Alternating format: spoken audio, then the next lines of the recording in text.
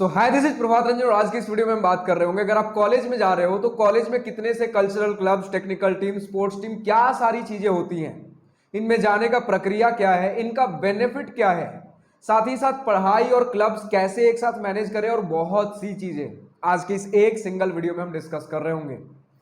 तो चलिए स्टार्ट करते हैं सबसे पहले कि कितने से ऐसे टीम्स और क्लब्स होते हैं। तो यूजुअली ये 4 तरीके के होते हैं। सबसे पहले आपका टेक्निकल टीम, कल्चरल क्लब, और फिर उसके बाद आपका स्पोर्ट्स टीम हो गया। कुछ एनजीओ टाइप के टीम होते हैं जहां आप गरीब बच्चों के लिए कुछ कर सकते हो, मतलब जैसे गरीब स्टूडेंट्स को फ्री में पढ़ा सकते हो। जैसे एनआईटी जमशेदपुर की बात करें तो यहाँ पर संकल्प नाम का एक टीम है जो गरीब स्टूडेंट्स को पढ़ाता है। अब चलिए डिटेल में बात करते हैं कि कल्चरल क्लब क्या होता है। सबसे पहले तो कल्चरल क्लब में बेसिकली आपका आ जाता है पेंटिंग, डांसिंग, सिंगिंग, जो भी आपका फन एक्टिविटी वाला है जिससे आपका मन बहल सके, एक तरीके से हम कहते हैं। तो वो सारी चीजें आपके कल्चरल क्लब के अंदर आ गई। अब कितने तरीके के कल्चरल क्लब होते हैं तो मैंने बोला पेंटिंग, डांसिंग, आपका पोएट्री भी इसी में आ गया, फिर आपका सिंगिंग भी इसी में आता है, कुछ जितने भी तरीके के आप चीजें सोच रहे हो, फोटोग्राफी हो गया। तो ये सारी चीजें यूजुअली बेसिक बेसिक सी चीजें होती हैं। बाकी आपके कॉलेज के ऊपर है कितना क्रिएटिव है आपका कॉलेज और कितनी सारी चीजें ला सकता है। तो यूजुअली 7 से 8 तरह की कल्चरल क्लब्स ऑलमोस्ट हर आईआईटी एनआईटी में आपको देखने को मिल जाएगा। टेक्निकल टीम्स की बात करें तो टेक्निकल टीम्स में बेसिकली आपका मैकेनिकल और इलेक्ट्रिकल ओरिएंटेड ज्यादा चीजें होती हैं, जैसे कार डिजाइनिंग। अब कार में एक्चुअल जैसे हम देखते हैं महिंद्रा का एसयूवी, ये सारी चीजें नहीं बन रही होती हैं। जैसे ऑफ रोड व्हीकल्स, इसके अंदर एनआईटी जमशेदपुर में दक्ष नाम का टेक्निकल टीम है। फिर फॉर्मूला 1 रेसिंग कार आपने देखा होगा, तो उसके मॉडल्स पे भी काफी सारे कार बनते हैं। अब ये सारे जो टेक्निकल टीम्स हो गए ऑलमोस्ट सारे ही बढ़िया इंजीनियरिंग कॉलेजेस में कॉमन है। ऐसा इसलिए नहीं है क्योंकि हर कॉलेज एक दूसरे से बराबरी करना चाह रहा है, ऐसा इसलिए है क्योंकि इनके प्रॉपर नेशनल लेवल इवेंट्स और कंपटीशन होते हैं पर ईयर बेसिस पे। हर टीम का समझिए 1 से 2 कंपटीशन पर ईयर हो ही रहा होता है, जिसमें ऑल ओवर द इंडिया से जितने भी आपके टेक्निकल इंस्टीट्यूट्स हो गए, इंजीनियरिंग कॉलेजेस हो गए, पार्टिसिपेट कर रहे होते हैं। तो इसके वजह से होता है कि काफी सारे टीम्स कॉमन हो जाते हैं। अब एक कंपटीशन कॉमन है तो उसके लिए हर कॉलेज तो अपना टीम बनाएगा ना।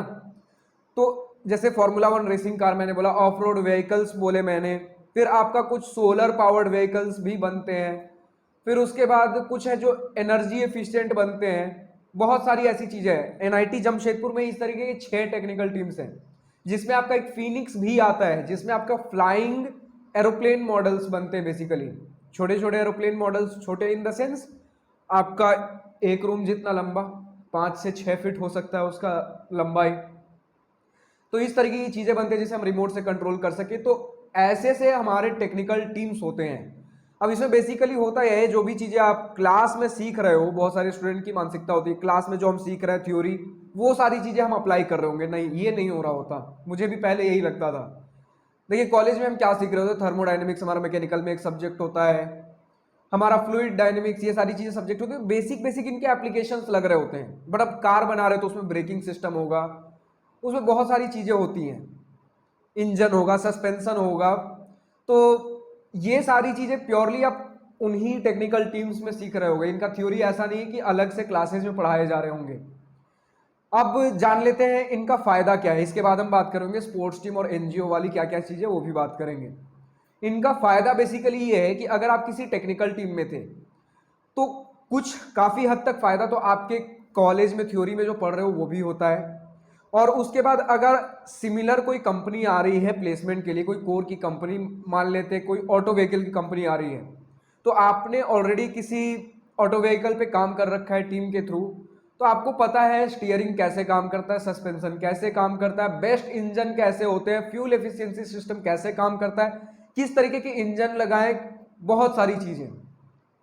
तो एक कंपनी के पास जाते ही एक एज मिल जाता है कि हाँ आपने ये वाला डोमेन में काम कर रखा है। तो एक बंदा है जिसे उस डोमेन में कुछ आइडिया नहीं है, और एक तरफ है जो कि टीम के थ्रू कुछ ना कुछ तो उसे पता है। तो उस इंटरव्यूअर के पास एक ऑप्शन मिल जाता है कि मैं इसे इसी डोमेन में क्वेश्चन पूछ सकता हूं जो इससे ज्यादा रेलेवेंट भी है। तो यहां पर अब ये बातें आती हैं कि अगर आप किसी टीम में काम कर रखे हो, खासकर टेक्निकल टीम में, और टेक्निकल कोर की कंपनी आती है, तो आपका इंटरव्यू वहीं से कट जाएगा। वहीं से पूरा इंटरव्यू सेशन आपका चालू हो जाएगा। तो अगर आपने किसी टीम में ढंग से काम कर रखा है तो आपका इंटरव्यू तो निकल गया फिर। लेकिन बहुत सारे लोग होते हैं सिर्फ सीवी में, रेज्यूमे में लिखने के लिए फेक टीम का नाम लिख देते, भले उस टीम में थे या नहीं थे, लेकिन टीम का नाम लिख देते। अब जब क्वेश्चन पूछे जाएंगे, अगर इंटरव्यूअर ने पूछ दिया, फिर कहां से जवाब दोगे? थोड़ा बहुत आपने रट लिया, लेकिन जब तक हैंड्स ऑन एक्सपीरियंस ना हो तब तक कहां से दोगे? तो देखिए, बहुत हार्ड एंड फास्ट रूल नहीं है कि हम टेक्निकल टीम में हो ही, कल्चरल क्लब में हो ही, लेकिन अगर हो तो ऑनेस्टी के साथ रहिए, अगर नहीं हो तो मत लिखिए, वरना अगर झूठ पकड़ा गया तो जो थोड़े बहुत चांसेस थे सब खत्म हो जाएंगे। तो अगर आप किसी टीम में हो तो ऑनेस्टली जाइए कि मैं इस टीम में था, या फिर अगर आप डिसऑनेस्टी कर रहे हो तो प्रॉपर इंफॉर्मेशन के साथ जाइए कि अच्छा ऐसी ऐसी चीजें इस टीम में होती हैं, वरना फिर अगर झूठ पकड़ा गया तो जो चांसेस थे प्लेसमेंट के सब जाएंगे। अब यहाँ कोई ऐसा हार्ड एंड फास्ट चीज नहीं हो रहा होता कि अगर आप किसी टीम में नहीं थे तो प्लेसमेंट नहीं होगा, बिल्कुल हो रहा होता है। अब आप अपने लिए कुछ और एज क्रिएट कर सकते हो, किसी कल्चरल क्लब में जा सकते हो, खुद का कुछ स्टार्ट कर सकते हो, बस एक एज मिल जाता है आपको कि हाँ आपने apart from theory, apart from academics और भी कुछ चीजें की हैं। अब इन क्लब से और क्या फायदा हो रहा होता है? तो आपकी पर्सनैलिटी डेवलप हो रही होती है, आपका टाइम मैनेजमेंट हो रहा होता है, लीडरशिप स्किल आ रही होती है, बहुत सारी चीजें होती हैं।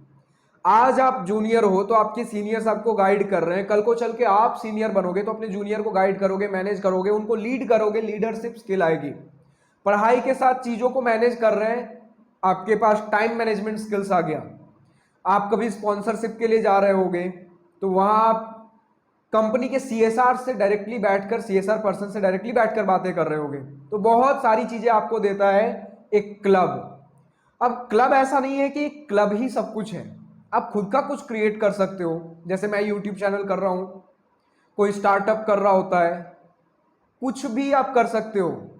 अब मान लेते हैं आपको यूपीएससी का प्रिपरेशन करना है, गेट का प्रिपरेशन करना है, तो हार्ड एंड फास्ट अगेन ऐसा रूल नहीं कि क्लब्स में जाना ही जाना है। क्लब्स आपको बस एक एज दे देता है, आपको बहुत सारे स्किल्स एक थाली में लाकर परोस देता है।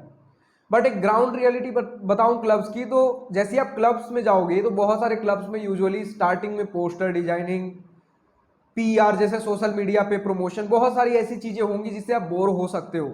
लेकिन जब उसका सेशन आएगा, जैसे अगर कल्चरल क्लब है तो कुछ फेस्ट आ रहा है, तब उसका काम पड़ेगा, तब आएगा वो मस्ती मजाक वाला दौरान। और अगर टेक्निकल टीम है तो जब उनका कॉन्टेस्ट आता है, जब कोई कंपटीशन कहीं बाहर जाना है, नेशनल या फिर इंटरनेशनल कहीं रिप्रेजेंट करने जाना, अपने क्लब को, अपने टीम को किसी कॉन्टेस्ट में पार्टिसिपेट करना है, तब उन कॉन्टेस्ट से 1-1.5 महीने पहले, 2 महीने पहले रगड़ के काम चालू होता है, तो तब मजा आ रहा होगा।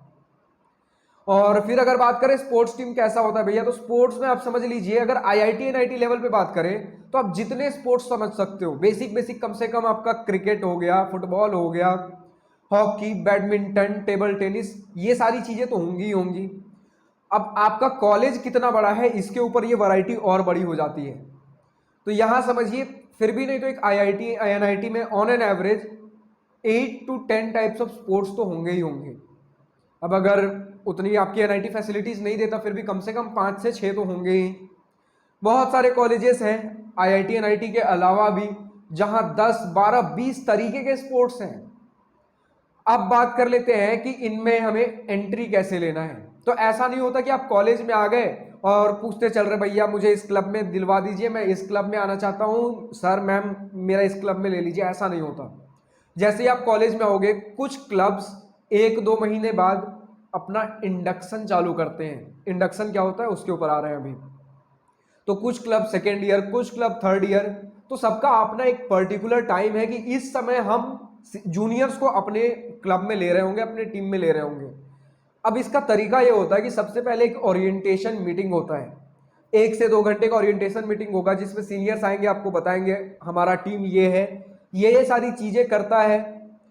अब अगर टेक्निकल टीम है तो बेसिकली आपका जो पूरा इंटरव्यू होगा इस ओरिएंटेशन के बेसिस पर होगा। 1-2 पीडीएफ भी दे देते हैं कि अगर कोई कार के बारे में, स्टीयरिंग के बारे में, थोड़ा बहुत इंजन के बारे में आप पढ़ लीजिए। ये वाली चीज इसलिए होती है कि वो एक्सपेक्ट करते हैं कि आपको ज्यादा टेक्निकल चीजें तो पता होंगी नहीं, अभी जस्ट जेई देकर आए हैं, कॉलेज में आए हैं, तो वो बस देखना चाहते हैं बंदा सीरियस है कि नहीं, मेरे ओरिएंटेशन में बैठा तो बातें सुनी कि नहीं इसने, जो मैंने पीडीएफ दिया उसे पढ़ा कि नहीं इसने, यानी टीम में आने के बाद भी ये मेहनत करेगा या नहीं, मेरी बात मानेगा या नहीं, काम करेगा या नहीं। तो ये होता है डिसाइड करने का एक तरीका कि बंदा कितना सीरियस है, बंदी कितनी सीरियस है मेरे टीम को लेकर। तो यूजुअली टेक्निकल टीम में जो आपका ओरिएंटेशन होगा 1-2 घंटे का, उसी के बेसिस पर और 1-2 पीडीएफ दे देते हैं, वही सारी चीजें आपके इंटरव्यू में पूछी जा रही होंगी।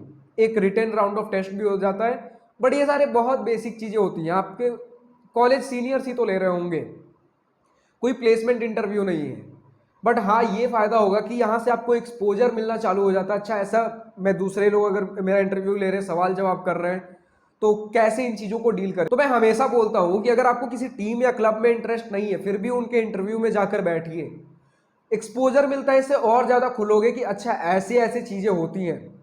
इससे आपका सीनियर के साथ इंटरेक्शन भी बनेगा। अब बहुत सारे सीनियर होते, बहुत सारे टीम में होते, देखेंगे कि ये बंदा तो हर टीम में जा रहा है, काफी इंटरेक्टिव जूनियर आया लगता है, तो सीनियर्स के साथ बहुत जल्दी जान पहचान बनती है। अगर किसी क्लब में चले गए तो वहां सीनियर से रेगुलर बेसिस पे इंटरेक्शन हो रही होगी, जब भी कुछ हेल्प चाहिए तो सीनियर्स तुरंत आपके लिए तैयार रहेंगे, क्योंकि वो आपको जानते हैं। वो छोटे भाई बड़े भाई बहन वाला बॉन्डिंग बन चुका है। तो सीनियर के साथ एक बॉन्डिंग बनाने का एक बहुत बेसिक स्टेप होता है आपके क्लब्स, आपके टेक्निकल टीम्स। अब क्लब्स का कैसे इंटरव्यू हो रहा होता है, तो क्लब्स का बेसिकली ये है, मान लेते हैं कुछ पेंटिंग का क्लब है, तो वहां वो एक्सपेक्ट करते हैं कि आपको थोड़ी बहुत पेंटिंग आती होगी। म्यूजिक का क्लब है तो वो एक्सपेक्ट करेंगे म्यूजिक थोड़ी बहुत, सिंगिंग आपको आती होगी, गिटार प्ले करना थोड़ी बहुत, ये सारी चीजें आती होंगी। फिर बात कर लेकर डांसिंग की, तो यहाँ स्किल बेस्ड है कि यहाँ पर थोड़ा बहुत आपको आना चाहिए। यहाँ ऐसा नहीं है कि वो आपको आकर सिखा देंगे। टेक्निकल टीम में तो लेकर आएंगे, फिर उसके बाद आपको कुछ पीडीएफ रेगुलर बेसिस पे कुछ वर्कशॉप कराते रहेंगे, तो वहाँ आपको सिखाएंगे, फिर उसके बाद काम करेंगे। फर्स्ट ईयर में यूजुअली आप सीख रहे होंगे चीज़ों को, सेकेंड ईयर में सीनियर्स को उनके साथ मिलकर काम कर रहे होंगे, थर्ड ईयर में चीज़ों को गाइड कर रहे होंगे, और फोर्थ ईयर में तो खुद के अपने प्लेसमेंट्स में बिजी होंगे। तो मैंने एक तरीके से बता दिया कि 4 साल के दौरान किस हायरार्की में टेक्निकल टीम्स में काम हो रही होती है। फर्स्ट ईयर में यूजुअली आप चीज़ें सीख रहे होंगे, और सीनियर्स के आप एक सेकेंड ईयर सीनियर्स के एक असिस्टेंट के तौर पे रहोगे। मतलब सीनियर ने कुछ कहा करने के लिए तो उनके गाइडेंस पे सारी काम कर रहे होगे। सेकेंड ईयर में आप आते आते बहुत सारी चीज़ें सीख गए हो, तो सेकेंड ईयर में आप काम कर रहे होगे ढंग से। थर्ड ईयर अब जो भी सुपरविजन वाला काम है वो सारी चीज़ें कर रहा होगा। थर्ड ईयर थोड़ी बहुत अब इन चीज़ों से बाहर होना चालू हो जाता है, क्योंकि उनके इंटर्नशिप्स अब चालू हो गए होते हैं। फिर फोर्थ ईयर में पूरा प्लेसमेंट चालू हो जाएगा। तो फोर्थ ईयर बेसिकली बस एक ऊपर से देखता रहेगा, चेक करता रहेगा सारी चीज़ें चल रही है या नहीं चल रही है। और एक बार आप कॉलेज से पास आउट हो गए, फिर भी अगेन देन भी आप एज एन एल्यूमिनाई इन सारी चीज़ों को देख सकते हो। मैं जिस टीम से बाहर निकला था वो टीम प्रॉपर काम कर रही है या नहीं। आप एज एन एल्यूमिनाई अपने टीम्स को फंडिंग भी दे सकते हो। तो ये सारी कुछ बेसिक सी चीज़ें हैं। कल्चरल क्लब में गए तो वहाँ यूजुअली पूरे साल काम नहीं हो रहा होता। वहाँ होता है बेसिकली कि अगर कुछ इवेंट्स आ रहे हैं तब उससे 1 सप्ताह 2 सप्ताह पहले कुछ प्रिपरेशन चालू हुआ, कुछ परफॉर्मेंस के लिए। अगर डांस वाला है, कुछ म्यूजिक का क्लब है, कल्चरल क्लब, तो म्यूजिक का कुछ परफॉर्मेंस चालू हो जाएगा, प्रैक्टिस, पेंटिंग, फेस पेंटिंग, बहुत सारी चीज़ें होती है, रंगोली भी होता है, बहुत कुछ होता है। स्पोर्ट्स तो आपका समझिए, स्पोर्ट्स का सीनियर के ऊपर है, रेगुलर बेसिस पे कुछ ना कुछ प्रैक्टिस चल ही रहा होगा।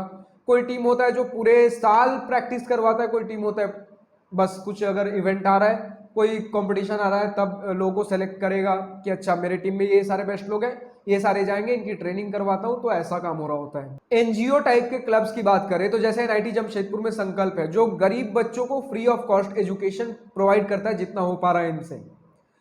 अब यहाँ बेसिकली देखिए, हर कॉलेज में कुछ इसी टाइप का होता है कि आप क्या हो, एक स्टूडेंट हो, पढ़कर आए हो, तो आप फ्री में क्या दे सकते हो, एजुकेशन ही दे सकते हो। तो यूजुअली आपको एनजीओ के नाम पे यही सारी चीजें मिल रही होंगी।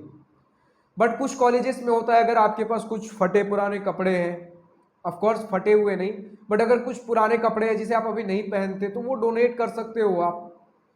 तो इस तरीके के भी क्लब्स होते हैं, लेकिन यूजुअली एजुकेशन बेस्ड क्लब्स ज़्यादा होते हैं कि आप एक स्टूडेंट हो, आपके पास नॉलेज है, तो उस नॉलेज को फ्री ऑफ कॉस्ट अगर डिलीवर करना चाहते हो, सोसाइटी की हेल्प करना चाहते हो। कोई स्टूडेंट पढ़ना चाहता है बट पैसे की कमी की वजह से नहीं पढ़ पा रहा, तो उसे आप पढ़ा सकते हो। काइंड ऑफ ट्यूशन जैसा हो गया ये। कुछ कोडिंग क्लब्स होते हैं जो कि आपको शुरू में ही इंडक्शन आपका ले लेंगे, डिपेंडिंग ऑन कि आपके पास प्रायर नॉलेज क्या है, आप सीखना चाहते हो या नहीं। तो कुछ क्लब्स क्या करेंगे कि पूरे 2-3 साल के दौरान आपको ट्रैक करते रहेंगे, और जैसे ही देखेंगे कि ये बंदा काफ़ी सीरियस है, टाइम टू टाइम वो कुछ कंपटीशन इवेंट कराएंगे, तो उनके कंपटीशन में अगर आप पार्टिसिपेट करते हो तब जाकर वो थर्ड ईयर सेकेंड ईयर में वो आपको इंड्यूस करेंगे अपने कोडिंग क्लब में। तो इस तरह की भी चीज़ें हो रही होती है। तो समझ में आ गया होगा मुझे लगता है कि क्लब्स क्या होते हैं, कितने तरीके के क्लब्स होते हैं, इनमें जाना कैसे होता है, इनका बेनिफिट क्या है। अब बात करते हैं पढ़ाई के साथ इसे मैनेज कैसे करना है। तो देखिए यहाँ ये भी नहीं करते रह जाना है कि दिन भर मैं क्लब्स में हूँ, पढ़ाई गया तेल लेने, क्योंकि क्लब्स मैंने शुरू में ही बोला कि आपका प्लेसमेंट्स में बहुत ज़्यादा रोल प्ले कर रहा होता है। कल्चरल क्लब का एक और बेनिफिट होता है कि मान लेते हैं आपका म्यूजिक में इंटरेस्ट था, तो हो सकता है आपको म्यूजिक के लिए एक प्लेटफॉर्म मिल जाए, आपका वहां से एक अलग ही करियर चालू हो जाए। स्पोर्ट्स के अगर आप टीम में हो तो नेशनल लेवल आप रिप्रेजेंट करके आ जाओ, लोग हैं ऐसे जो नेशनल लेवल रिप्रेजेंट कर चुके हैं कॉलेज के थ्रू, तो आपका करियर अलग चालू हो सकता है। लेकिन यूजुअली क्लब्स का काम हो रहा होता है कि प्लेसमेंट के हिसाब से आपकी एक पर्सनैलिटी रेडी करना, जो सॉफ्ट स्किल्स होते हैं वो प्रोवाइड करना। तो ऐसा है कि अगर आप पढ़ाई को नीचे दबा देते हो और सिर्फ क्लब क्लब कर रहे हो, तो सीजीपीए अगर चला गया तो फिर कोई क्लब काम नहीं आने वाला। तो मिनिमम कम से कम in worst situation also 7 CGPA maintain करिए। रिकमेंडेड 7.5 है, मिनिमम 7.5 लेकर चलिए, लेकिन इन वर्स्ट केस ऑल्सो 7 तो कम से कम मेंटेन करके ही चलना है। आईआईटी एनआईटी की बात कर रहा हूं मैं। अगर आपके कॉलेज में उतना टफ एग्जाम नहीं होता, मतलब एवरेज सीजीपीए अगर अच्छा खासा चल रहा है, तो और बढ़िया मेंटेन करना पड़ेगा। 8 8.5 सीजीपीए हो सकता है। बहुत सारे प्राइवेट कॉलेजेस इसके अंदर आ जाते हैं जो अपना एग्जाम उतना टफ नहीं करते, सीजी आराम से मिल जाता है। तो उन केसेस में ट्राई करिए कम से कम अपने जो बैच का मेरा एवरेज सीजीपीए चल रहा है उसके आसपास में रहूं, तो वो रिकमेंडेड होता है। तो अगर आप सीजीपीए खा जाते हो, फिर आपका कोई क्लब काम नहीं आ रहा होगा, तो सीजीपीए भी मेंटेन करना है। तो सबसे पहले देखिए कि मैं एक तरीके से क्लब में जाऊं, ये नहीं कि 20-25 क्लब में चला गया। एक टेक्निकल टीम रख सकते हो आप, टेक्निकल टीम यूजुअली एक से ज्यादा लेंगे भी नहीं। कल्चरल क्लब में आप एक से ज्यादा कल्चरल क्लब में जा सकते हो, बट 1-2 कल्चरल क्लब में जाइए, एक आप टेक्निकल टीम में जाना है जा सकते हो, मर्जी है तो एक स्पोर्ट्स टीम भी जाइए, बट ओवरऑल ट्राई करिए कि 2 से 3, इससे ज्यादा ना हो रहा हो, वरना फिर पढ़ाई में दिक्कत आएगी। और अगर पढ़ाई भी बचा रहे हो और टीम भी कर रहे हो, तो सारे टीम में इक्वली फोकस नहीं कर पाओगे, तो फिर टीम में रहने का कोई मतलब भी नहीं है, क्योंकि आप किसी भी टीम में आप ढंग से काम नहीं कर रहे हो, तो जो सीखना है सॉफ्ट स्किल्स वो भी नहीं हो पा रहा। आपका अलग सारी चीजों में पिसे जा रहे हो, सीनियर्स अलग आपको गाली देंगे कि आकर सिर्फ टाइम पास कर रहे हो। तो हिसाब से चीजों को करिए। और एग्जाम्स अगर आ रहे हैं तो सीनियर्स को भी पता है एग्जाम्स चल रहे, तो उस समय वो कुछ काम नहीं देंगे आपको।